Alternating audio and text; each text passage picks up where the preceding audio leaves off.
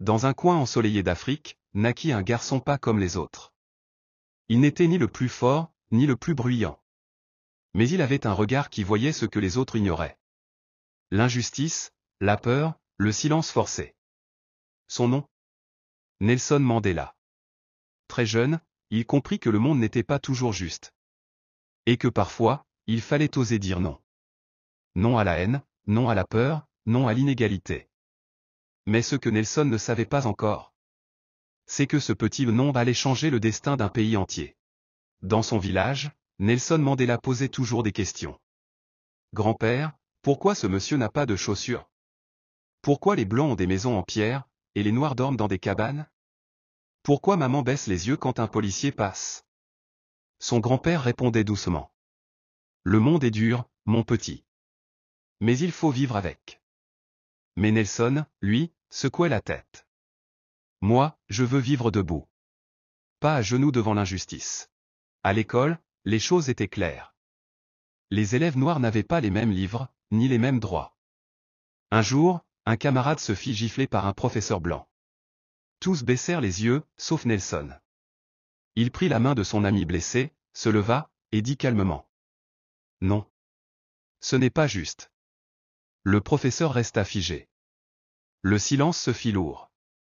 Mais dans ce silence, un courage venait de naître. En grandissant, Nelson Mandela devint avocat. Mais comment défendre des gens quand les lois elles-mêmes sont injustes? Alors il se leva. Marcha. Parla. Protesta. Non à l'apartheid. Non à la ségrégation. Non au silence. Mais son nom le dérangeait trop. Un jour, des hommes vinrent le chercher. Ils l'emmenèrent en prison. Pendant 27 longues années, Nelson Mandela resta enfermé. Ses cheveux blanchirent. Son corps s'affaiblit. Mais son cœur, lui, devint plus fort. Il lisait. Écrivait. Pardonnait. Il gardait une petite plante verte près de sa fenêtre. Et chaque jour, il murmurait. Je suis libre, parce que je choisis de ne pas haïr. Puis un jour, les portes s'ouvrirent. Le peuple retint son souffle. Sortirait-il avec colère? Allait-il se venger? Non. Nelson sortit, le poing ouvert vers le ciel. Il souriait. Il pleurait. Et il dit. Je suis libre. Et je veux que vous le soyez aussi. Pas seulement de vos chaînes, mais libre dans vos cœurs. Nelson Mandela devint président. Mais il n'oublia jamais les prisons, ni les humiliés. Il tendit la main à ceux qui l'avaient enfermé. Il souriait aux enfants blancs et noirs. Il construisit des écoles, des ponts, et des rêves. Il disait. Le pardon est une arme plus forte que la vengeance. Et la paix est une victoire plus grande que la guerre. Conclusion. Nelson était un garçon qui disait non à la haine.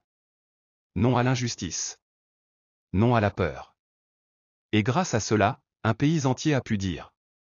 Oui à la liberté. Oui à la paix. Oui à un avenir ensemble. La leçon à retenir. Parfois, il suffit d'un seul cœur courageux. Pour que le monde apprenne à pardonner. Comme Nelson Mandela, ose dire non à ce qui est injuste. Et tu feras grandir des huiles de lumière tout autour de toi. Si tu as aimé cette histoire de Nelson Mandela, partage la vidéo et like. Merci.